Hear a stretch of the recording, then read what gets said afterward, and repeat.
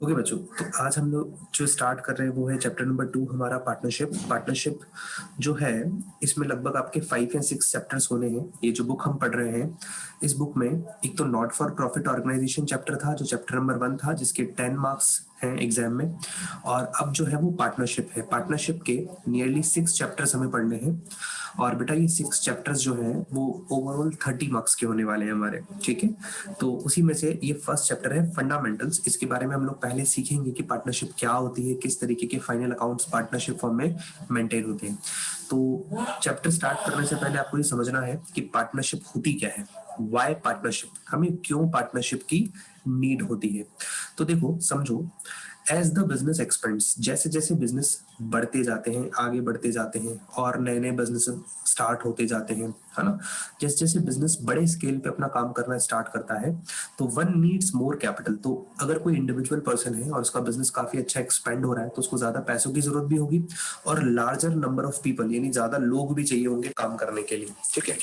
तो इससे क्या होगा, ताकि वो बिजनेस को मैनेज करे और बिजनेस की रिस्क को शेयर करे। देखो मैं चाहता हूँ कि जैसे जैसे मेरा बिजनेस बढ़ता जाता है, मैं चाहता हूँ कि बिजनेस को संभालने वाले लोग आ जाए, और साथ में मैं ये भी चाहता हूँ कि अगर उस बिजनेस से मुझे किसी प्रकार का कोई रिस्क होता है, कोई लाइबिलिटी आती है, तो उसे भी कोई शेयर करने वाला बंदा मिल जाए। तो ऐसी सिचुएशन जब सामने आती है तो लोग यूजुअली जो है वो पार्टनरशिप फॉर्म ऑफ ऑर्गेनाइजेशन को चूज करते हैं। ठीक है, समझ आ गया पार्टनरशिप क्यों हम लोग चूज करते हैं। तो ये जो मैंने लिखा है, more capital, large number of people to manage the business, share its risk, ये सब चीजें जो है वो जरूरी होती है। ये सब जो मैंने लिखा है, ये सब चीजें जो होती है वो पार्टनरशिप के लिए एक इसेंशियल एलिमेंट्स है, ठीक है। अब हम लोग आते हैं डेफिनेशन पे कि पार्टनरशिप की डेफिनेशन क्या है। जब हम किसी नए सब्जेक्ट को, नए चैप्टर को पढ़ते हैं तो उसमें जो इंक्लूड की हुई डेफिनेशंस होती है हमें उसे भी पढ़ना होता है। तो पार्टनरशिप की जो डेफिनेशन है वो पार्टनरशिप एक्ट 1932 है, उसके सेक्शन 4 में दी हुई है कि पार्टनरशिप का मतलब क्या है। वैसे आप जनरली समझते हैं जब दो या दो से ज्यादा लोग मिलकर के कोई बिजनेस करने का सोचते हैं या बिजनेस करते हैं तो उसे हम पार्टनरशिप कहते हैं। बट इस डेफिनेशन को अच्छे से सेक्शन 4 में लिखा है इंडियन पार्टनरशिप एक्ट 1932। आपको एक बात यहाँ पे याद रखनी है कि जितनी भी आप पार्टनरशिप फॉर्म्स पढ़ोगे, है ना, ये पार्टनरशिप फॉर्म्स के ऊपर एक पार्टनरशिप एक्ट चलता है, उसका नाम है पार्टनरशिप एक्ट 1932। ये 1932 में इनकॉर्पोरेट हुआ था, एक्ट आया था, तब से लेकर के ये अभी भी चल रहा है। उसके सेक्शन 4 में पार्टनरशिप एक्ट की डेफिनेशन, पार्टनरशिप की डेफिनेशन लिखी है। तो देखिए सेक्शन 4 के अकॉर्डिंग पार्टनरशिप की डेफिनेशन क्या है, लिखा है partnership is the relation between two और more persons who have agreed to share the profits. मैंने ब्रैकेट में फिर लिखा it is not necessary to share losses, ठीक है, of a business carried on by all or any one of them acting for all। समझो, partnership दो या दो से ज्यादा लोगों के बीच में एक रिलेशन है ना, जिसमें कि वो किसी बिजनेस को करते हैं और उस बिजनेस के प्रॉफिट्स को शेयर करने के लिए अग्री होते हैं। वो बिजनेस या तो वो सभी के सभी लोग साथ में मिलकर के चला रहे हैं या उनमें से कोई एक चला रहा है सभी के लिए, उसे हम पार्टनरशिप कहते हैं। तो अब आपके सामने ये जो पार्टनरशिप की जो मैंने डेफिनेशन लिखी है, इसको मैं एक बार अच्छे से फिर एक्सप्लेन कर देता हूँ। पार्टनरशिप दो या दो से ज्यादा लोगों के बीच में किसी बिजनेस के प्रॉफिट्स को शेयर करने का एक एग्रीमेंट है। ये जो एग्रीमेंट है, ये जो काम है, ये जो बिजनेस है, ये या तो सभी के सभी लोग मिलकर के करेंगे या जो भी पार्टनर्स है वो किसी एक पार्टनर को दे देंगे या दो पार्टनर को दे देंगे या कुछ पार्टनर को दे देंगे, वो लोग काम करेंगे। इसे हम लोग पार्टनरशिप कहते हैं। क्लियर है। अब बात आती है सर कैरेक्टरिस्टिक्स की, पार्टनरशिप की क्या विशेषताएं हैं। तो बेटा जितनी भी मैंने यहाँ पे ग्रीन कलर से जो भी मैंने वर्ड्स लिखे हैं ना इसकी डेफिनेशन में से, यही सारी के सारी इसकी कैरेक्टरिस्टिक्स हैं। तो आपने फर्स्ट देखी, यहाँ पे देखो लिखा टू और मोर पर्संस। तो पहली कैरेक्टरिस्टिक्स हो जाएगी इसकी कि पार्टनरशिप फर्म बनने के लिए दो या दो से ज्यादा लोग होने चाहिए। अब आपको पता होना चाहिए मिनिमम तो 2 मेंबर चाहिए, मैक्सिमम 50 हो सकते हैं। अगर कोई बिजनेस ऐसा है जिसको 50 लोग मिलकर के मैनेज कर रहे हैं तो वो पार्टनरशिप कहलाएगा। 50 से ज्यादा हो जाएंगे तो वो कंपनी में कन्वर्ट हो जाएगा। ठीक है, कंपनी हम लोग पढ़ेंगे, नेक्स्ट बुक हमारी कंपनी है, सेकंड बुक। ठीक है, तो अभी हम लोग पार्टनरशिप के बारे में पढ़ेंगे। मिनिमम 2 मेंबर्स होने चाहिए, मैक्सिमम 50 मेंबर्स हो सकते हैं। ठीक है, एग्रीमेंट यानी वो दो जो पार्टनर्स हैं या दो से ज्यादा जो भी पार्टनर्स हैं, उन लोगों को किसी बिजनेस को करने के लिए उनको एक एग्रीमेंट करना होगा। एग्रीमेंट रिटर्न में होगा जनरली, लेकिन जरूरी नहीं रिटर्न में हो, ऑरली भी एग्रीमेंट हो सकता है। एग्रीमेंट मतलब सारी टर्म्स एंड कंडीशंस जिस बेसिस पे हम बिजनेस चलाएंगे, यानी कितना पैसा लगाएंगे, कितना पैसा आएगा तो हम कैसे प्रॉफिट को डिस्ट्रीब्यूट करेंगे, ये सब एग्रीमेंट में सारी बातें मेंशन होती है। लॉफुल बिजनेस, जो बिजनेस है वो लॉफुल होना चाहिए। यहाँ पे देखिए मैंने अग्रीड के बाद कोई बिजनेस कैरेट लिखा है ना, बिजनेस कैरेट, यहां से बना है लॉफुल बिजनेस। लॉफुल मतलब कोई भी वो बिजनेस जो कि लीगली एक्सेप्टेबल है। ठीक है, अगर आप कोई ड्रग्स बेच रहे हो, अगर आप कोई गन बेच रहे हो, इनलीगल कोई काम कर रहे हो, तो वो पार्टनरशिप में नहीं आएगा। पार्टनरशिप होने के लिए ये पांचों आइटम जरूरी है। तो लॉफुल बिजनेस का मतलब क्या है? कोई भी वो बिजनेस हो जो कि लीगली एक्सेप्टेड बिजनेस हो। ठीक है, जैसे कोई मेडिसिन की शॉप खोल लिया आपने, या कोई रोड बनवाने के लिए आपने पार्टनरशिप कर ली, ऐसे बहुत सारे कामों के लिए आपने पार्टनरशिप स्टार्ट किया। प्रॉफिट शेयरिंग, प्रॉफिट शेयरिंग का मतलब क्या है? देखिए बिजनेस अगर आप करोगे तो प्रॉफिट को आप शेयर करने के लिए एग्रीमेंट करते हो। मैंने यहाँ लॉस के लिए लिखा है कि लॉस नेसेसरी नहीं है। क्यों नहीं है? जब आप इस चैप्टर के एंड स्टेज पे आओगे, लगभग 13 या 14 नंबर का जब एडजस्टमेंट हम लोग पढ़ेंगे इस चैप्टर का, वहां लिखा होगा गारंटी टू अ पार्टनर। इसमें क्या होता है, हम किसी पार्टनर को हमारी पार्टनरशिप फर्म का पार्टनर बनने के लिए, कोई व्यक्ति है बाहर का, कोई आउटसाइडर है, उसे हम लोग हमारे पार्टनरशिप फर्म का पार्टनर बनाने के लिए गारंटी देते हैं कि हम आपको इतने रुपए का प्रॉफिट तो देंगे ही देंगे। गारंटी दी जाती है जब किसी बंदे को, और मान लो बिजनेस में उसको प्रॉफिट कम मिलता है, तो जो ओल्ड पार्टनर्स हैं, जो पुराने पार्टनर्स हैं, जो पहले से बिजनेस चला रहे थे, वो उसका जो प्रॉफिट में कम हिस्सा आया वो उसे पे करेंगे। ये बात अभी आपको समझ नहीं आएगी, थोड़े टाइम के बाद समझ आएगी। आपको ये समझना है, मैंने यहाँ पे प्रॉफिट शेयरिंग लिखा है, लॉस शेयरिंग नहीं लिखा है। तो पार्टनरशिप के लिए प्रॉफिट शेयरिंग करने की बात जरूर कही होनी चाहिए। ठीक है, ये समझ आता है। जनरली आप देखोगे इसमें एक लाइन और लिखी जाती है प्रॉफिट शेयरिंग में, कि जो माइनर पर्सन होता है, 18 साल से कम का व्यक्ति पार्टनरशिप फर्म का पार्टनर नहीं बन सकता। बट अगर कोई कंडीशन स्पेसिफिक हो तो वहां पे जो चाइल्ड होता है, माइनर होता है, उसे आप पार्टनर बना सकते हो, लेकिन केवल प्रॉफिट में हिस्से के लिए। अगर बिजनेस को लॉस होता है तो माइनर लॉस बियर नहीं करेगा, इसीलिए यहाँ पे प्रॉफिट शेयरिंग टर्म लिखा है। ठीक है, समझ आता है? ओके। इसके बाद हम लोग आएंगे business can be carried on by all और any one of them acting for all. एक सेकंड वेट करना।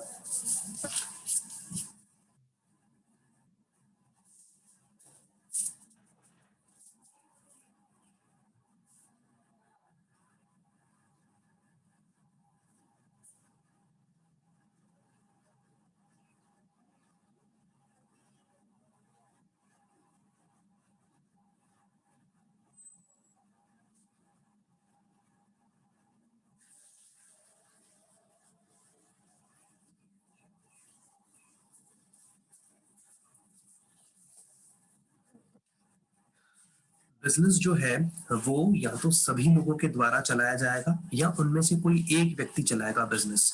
इस फिफ्थ पॉइंट का मतलब है कि बिजनेस या तो सभी लोग मिलकर के चलाएंगे जो भी पार्टनर्स हैं, या उनमें से कोई भी एक व्यक्ति चलाएगा। ठीक है, समझ आ रहा है मेरी बात? ये सारी कैरेक्टरिस्टिक्स होती है पार्टनरशिप की। ठीक है, थोड़ा और आगे चलते हैं। नेचर पार्टनरशिप का क्या है बेटा? नेचर दो तरीके से समझा जाता है। एक अकाउंटिंग पॉइंट ऑफ व्यू से, मतलब जो अकाउंटेंट है वो क्या अज्यूम करता है जब अकाउंटिंग करता है बुक्स ऑफ अकाउंट में, और एक लीगल पॉइंट ऑफ व्यू से, मतलब लॉ क्या अज्यूम करता है जब कभी कोई मुसीबत आती है किसी पार्टनरशिप फर्म पे। तो अकाउंटिंग पॉइंट ऑफ व्यू से आपको एक समझना है कि पार्टनर और पार्टनरशिप फर्म दोनों ही सेपरेट पर्सन है, मतलब उनके बीच में सेपरेट बिजनेस एंटिटी है, यानी पार्टनर अलग है और पार्टनरशिप फर्म अलग है। ये बात समझ आती है? तो अकाउंटिंग पॉइंट ऑफ व्यू से पार्टनर अलग है, पार्टनरशिप फर्म अलग अलग ट्रीट होते हैं। ठीक है, दोनों, मतलब अगर जब मैं अकाउंटिंग करूंगा तो मैं अकाउंटिंग किसके पॉइंट ऑफ व्यू से करूंगा? पार्टनरशिप फर्म के पॉइंट ऑफ व्यू से। ये बात समझ आती है? और पार्टनर जो है वो जो पैसा लगाते हैं पार्टनरशिप फर्म में, वो पार्टनरशिप फर्म के लिए कैपिटल होती है। कैपिटल यानी लायबिलिटी होती है, जैसे अपन 11th क्लास में पढ़ा करते थे। Legal point of view, legal point of view मतलब अगर मान लीजिए कोई केस वेस हो गया हमारी पार्टनरशिप फर्म पे, तब लॉ क्या ट्रीट करेगा? लॉ ट्रीट करेगा कि पार्टनर और पार्टनरशिप फर्म दोनों ही एक ही व्यक्ति है। ठीक है, इनके बीच में कोई सेपरेट लीगल एंटिटी एग्जिस्ट नहीं करती। याद होगा 11th क्लास में मैंने एक कॉन्सेप्ट पढ़ाया था आपको, सेपरेट बिजनेस एंटिटी या सेपरेट लीगल एंटिटी। उस एंटिटी के बिहाफ पहले पहले दिन, जब पहली क्लास थी तभी मैंने बताया था सेपरेट बिजनेस एंटिटी या सेपरेट लीगल एंटिटी क्या होता है। मैंने बताया था कि ऑनर और बिजनेस दो अलग अलग व्यक्ति ट्रीट होते हैं। जो हम अकाउंटिंग करते हैं वो बिजनेस के पॉइंट ऑफ व्यू से करते हैं। ऑनर बिजनेस में जो पैसा लगाता है वो बिजनेस के लिए लाइबिलिटी होती है। ये वही कॉन्सेप्ट है, उसी कॉन्सेप्ट के बिहाफ पे मैं नेचर की बात कर रहा हूँ। ठीक है, ये नेचर वचर तो आपसे कोई पूछेगा नहीं, बट आपको थ्योरी के पॉइंट ऑफ व्यू से थोड़ा सा ध्यान रखना है। चलिए आगे चलते हैं। नेक्स्ट आता है पार्टनरशिप डीड। पार्टनरशिप डीड, बेटा पार्टनरशिप डीड आपको समझना है कि पार्टनरशिप डीड में क्या होता है। पार्टनरशिप डीड एक रिटर्न एग्रीमेंट होता है, यानी पार्टनर्स के बीच में एक डॉक्यूमेंट रखा जाता है जिसके अंदर सारी टर्म्स और कंडीशंस लिखी जाती है कि हम जो बिजनेस चलाएंगे उसमें क्या क्या चीजें हम लोग रूल बना रहे हैं, एक तरीके से आप ये मान लीजिए।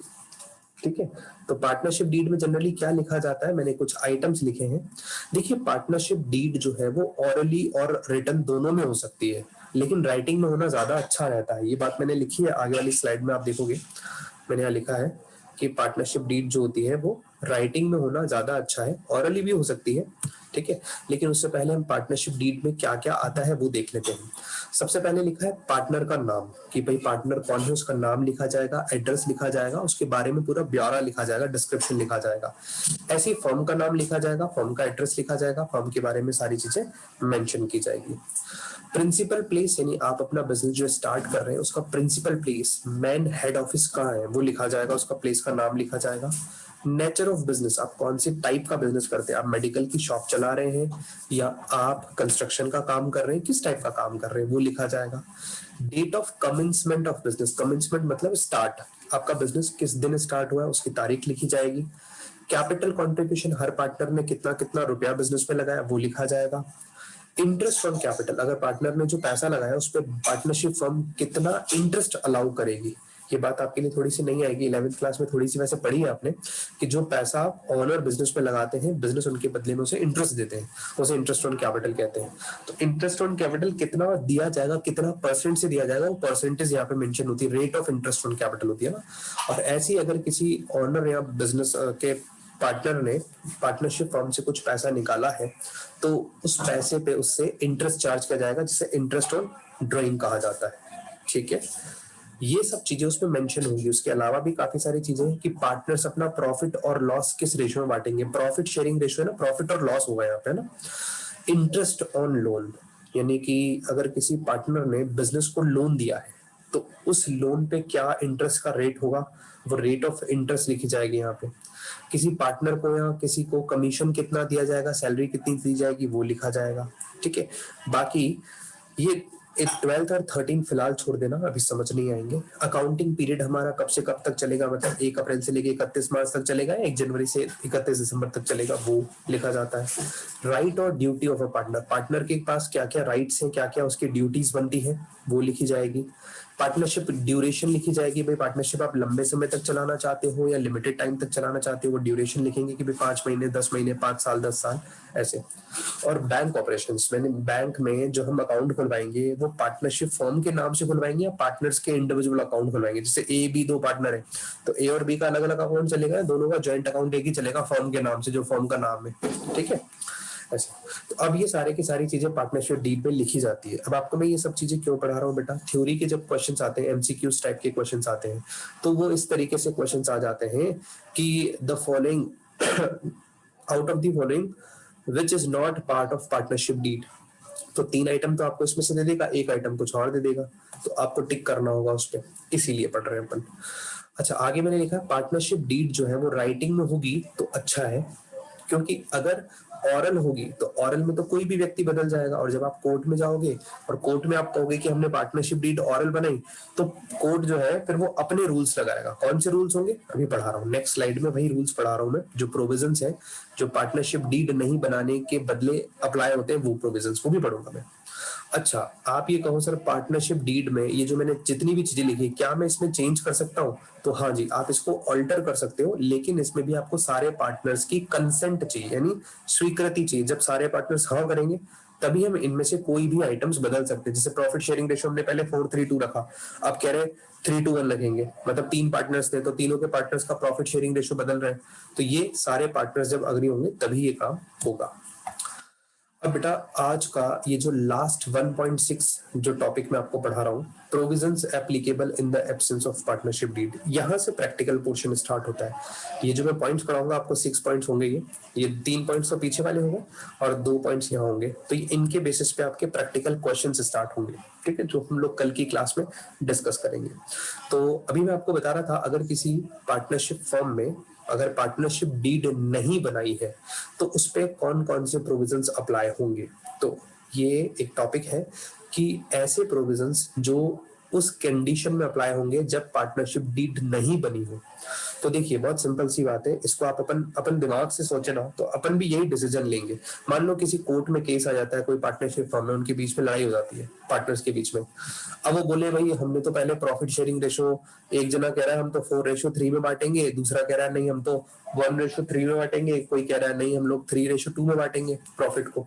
तो बेटा प्रॉफिट के रिगार्डिंग जो है, अगर मान लो कोई डिस्प्यूट हुआ है और उन्होंने पार्टनरशिप डीड नहीं बनाई है तो क्या होगा। तो ये प्रोविजंस अप्लाई होंगे जो अभी हम लोग पढ़ रहे हैं।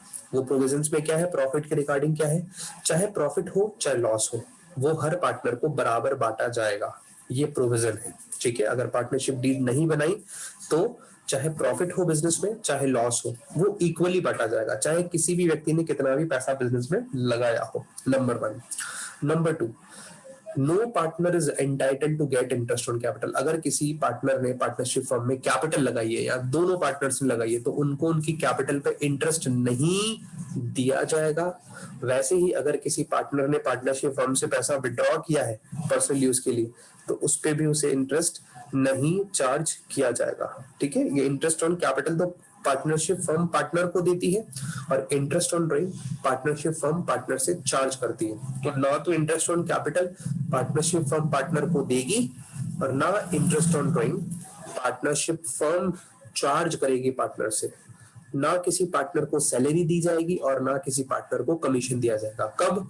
जब हमने पार्टनरशिप डीड ही नहीं बनाई है, ठीक है।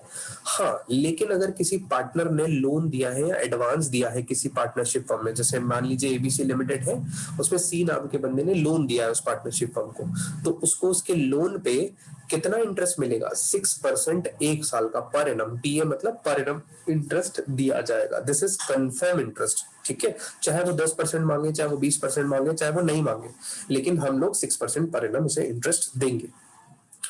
आपको कल की क्लास के लिए ये 3 अच्छे से जो पॉइंट्स हैं इनको बहुत अच्छे से मेमोराइज करना है, याद करना है एक बार का, ठीक है।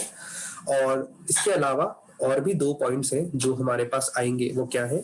मान लीजिए फर्स्ट पॉइंट है, अगर कोई पार्टनर, ठीक है, वो कोई भी ऐसा ट्रांजेक्शन करता है जिसमें उसने फर्म का नाम यूज में लिया है, क्या लिया है? फर्म का नाम यूज में लिया है, या फर्म का प्रॉपर्टी यूज में लिया है, या कोई भी ऐसा कनेक्शन जो फर्म से रिलेटेड था, यानी कोई फर्म का कस्टमर था उससे पैसा कमाया है, तो वो जो भी प्रॉफिट को कमाएगा उसे वो फर्म को देना होगा। वापस पढ़ के सुना देता हूँ। If a partner derive any profit for him or herself from any transaction of the firm, अगर किसी पार्टनर को या कोई पार्टनर किसी भी प्रकार से प्रॉफिट अर्न करता है, किसके किसके ट्रांजेक्शन से? फर्म के नाम से कोई ट्रांजेक्शन करके पर्सनल प्रॉफिट कमाता है, या फर्म की प्रॉपर्टी को यूज करता है, या बिजनेस फर्म के बिजनेस कनेक्शंस को यूज करता है, या फर्म का नाम यूज करके किसी भी प्रकार से कोई भी प्रॉफिट सेल्फ कमाता है, इंडिविजुअल कमाता है, फर्म को नहीं बताता है, तो भी वो प्रॉफिट फर्म को देना पड़ेगा। प्रॉफिट वो फर्म का प्रॉफिट रेट होगा, फर्म को देना पड़ेगा, ठीक है। अगर मान लो यार लॉस होता तो वो, अगर मान लीजिए, इसका एग्जांपल मैं आपको अच्छे से देके बताता हूँ। मान लीजिए रामू शामू 2 पार्टनर है, ठीक है, अच्छे से अपना बिजनेस चला रहे हैं, डायमंड कटर लगाए, आराम से बढ़िया ग्रेनाइट आता है, काटते हैं, मस्त पैसा कमाते हैं। अब शामू जो है वो वेकेशंस पे अमेरिका चला गया, ठीक है। तो रामू पीछे से क्या करता है, अपने 4 मिलने वाले उसके कस्टमर्स आते हैं, वो क्या करता है, उनको मार्बल बेचता है, लेकिन अपना सेल्फ मार्बल, बिजनेस वाला मार्बल नहीं बेचता, वो कहीं और से कोई डील करता है और अपने ही बिजनेस पे, अपने डायमंड कटर पे, बिजनेस के डायमंड कटर पे उसे कटवाता है और उस व्यक्ति को बेच देता है। इसकी खबर शामू को लगती नहीं है, ठीक है। तो अब इसने इससे प्रॉफिट कमाया, मान लो 10 लाख रुपए, रामू ने 10 लाख का प्रॉफिट कमाया, जो कि शामू को पता नहीं था। देखो जब तक शामू को पता नहीं तब तक रामू का प्रॉफिट है 10 लाख, लेकिन लीगल पॉइंट ऑफ व्यू से बात करें, जब शामू को पता चल जाएगा कि रामू ने 10 लाख रुपए इस तरीके से कमाया, बिजनेस में बिजनेस की एसेट को यूज किया और वो पैसा कमाया, तो बेटा याद रखना ये 10 लाख रुपए रामू जो कमाया रामू ने वो फर्म को देना पड़ेगा, ठीक है, और इसमें शामू का हिस्सा भी बनेगा। लेकिन अगर यही सेम एग्जांपल में मान लो रामू को लॉस हो जाता तो शामू लॉस बियर नहीं करता, मतलब बिजनेस को लॉस ट्रांसफर नहीं होगा, क्योंकि बिजनेस ये कहेगा भाई आपने हमसे पूछ करके काम किया क्या, नहीं किया, तो फिर क्यों हम लोग लॉस बियर करें। आसान भाषा में मैं ये कहूं कि अगर किसी पार्टनर ने फर्म की कोई प्रॉपर्टी यूज करके या फर्म का कोई नाम यूज करके किसी प्रकार का पर्सनल प्रॉफिट अर्न किया, तो वो प्रॉफिट फर्म का प्रॉफिट होगा, फर्म को उस व्यक्ति को चुकाना पड़ेगा, ठीक है, फर्म को देना पड़ेगा वो प्रॉफिट, और फर्म फिर सारे पार्टनर्स को उसे डिस्ट्रीब्यूट करेगी। अगर किसी पार्टनर ने लॉस इनकर किया है किसके नाम से, फर्म की प्रॉपर्टी यूज करके बिना दूसरे पार्टनर्स को बताए लॉस इनकर किया है, तो वो लॉस उस पार्टनर का इंडिविजुअल लॉस माना जाएगा, उसे फर्म बियर नहीं करेगी। फर्म मतलब सारे के सारे पार्टनर्स मिलकर के बियर नहीं करेंगे। जब मैं फर्म वर्ड बोलता हूँ ना, फर्म यानी इसमें सारे पार्टनर्स इंक्लूड होकर के आ गए, जैसे 3 पार्टनर है एबीसी, तो एबीसी जब तीनों का नाम होगा तो उसे फर्म कहा जाएगा। और इंडिविजुअल ए बी और सी की बात करेंगे तो ए एक पार्टनर है, बी भी एक पार्टनर है, सी भी एक पार्टनर है। समझ आया? तो ये वाला केस समझ आता है आपको। दूसरी बात लिखिए, अगर कोई पार्टनर सेम नेचर का बिजनेस करता है, जैसे मान लो डायमंड कटर लगा था अपने एग्जांपल में, है ना, रामू शामू ने मिलकर के डायमंड कटर लगाया था। अब अगर मान लो रामू है, उनका तो जॉइंटली बिजनेस चल रहा है डायमंड कटर का, अब रामू मान लो अपना जहां पे इसका डायमंड कटर है बिजनेस का, उससे थोड़ा सा दूर अपना खुद का पर्सनल डायमंड कटर लगवा देता है वो, ठीक है, तो अब उससे भी जो उसको प्रॉफिट होगा ना वो भी उसे फर्म को देना पड़ेगा। ये भी एक हमारा रूल है कि अगर कोई पार्टनर है वो सेम नेचर का बिजनेस करता है जैसा कि वो पार्टनरशिप फर्म के साथ मिलकर के कर रहा है, ठीक है, जो पार्टनरशिप फर्म में वो इन्वॉल्व है और वैसा ही वो बिजनेस इंडिविजुअल लेवल पे कर रहा है, तो उस इंडिविजुअल बिजनेस से होने वाला प्रॉफिट भी उसे फर्म को देना पड़ेगा, ठीक है। अब आप कहोगे सर ऐसा थोड़ी होता है, ऐसे तो हमारे पापा जी हैं, हमारे पापा जी खुद का डायमंड कटर भी चलाते हैं और पार्टनरशिप में भी है। तो बेटा इसका एक रूल है, क्या रूल है, बहुत सिंपल सा रूल है, एक पर्टिकुलर एरिया में जहां पे आपकी पार्टनरशिप फर्म है उस पर्टिकुलर एरिया में 100-200 मीटर के दायरे में आपका खुद का बिजनेस नहीं होगा। आपका बिजनेस ऐसा हो सकता है कि जैसे आप मान लीजिए किशनगढ़ में आपका खुद का पार्टनरशिप फर्म चला रहे हैं आप 4 लोग मिलकर के, और आपने मकराना में अपना खुद का काम कर रखा है, तो ये पॉसिबल है, ठीक है, ऐसा आप कर सकते हो क्योंकि आप उस एरिया में अपना बिजनेस भी चला रहे हैं ना, तो वहां परमिसिबल होता है। लेकिन अगर आप सेम एरिया में अपना खुद का बिजनेस भी चला रहे हो, पार्टनरशिप फर्म भी चला रहे हो, तो आप क्या करोगे, पार्टनरशिप फर्म के जो कस्टमर्स आएंगे आप उन्हें अपने बिजनेस की तरफ मोल्ड कर दोगे, बोलोगे आ जाओ मेरे से ले जाओ, मैं आपको 2 रुपए सस्ता देता हूँ, है ना, तो इससे पार्टनरशिप फर्म का तो लॉस होगा ना, और कॉन्फ्लिक्ट बढ़ेंगे पार्टनर्स में। तो इसीलिए ये प्रोविजन है कि अगर कोई पार्टनर सेम नेचर का बिजनेस इंडिविजुअल लेवल पे करता है जो वो पार्टनरशिप फर्म में कर रहा है और वही वो इंडिविजुअल लेवल पे भी कर रहा है, तो उसको उस इंडिविजुअल बिजनेस से होने वाले प्रॉफिट को भी पार्टनरशिप फर्म को देना होगा। आगे बात समझ में? तो बेटा ये हमारा आज का लेसन था। इस लेसन में हम लोग सिर्फ इतना ही पढ़ेंगे, बाकी हम लोग कल डिस्कस करेंगे प्रैक्टिकल प्रॉब्लम्स को।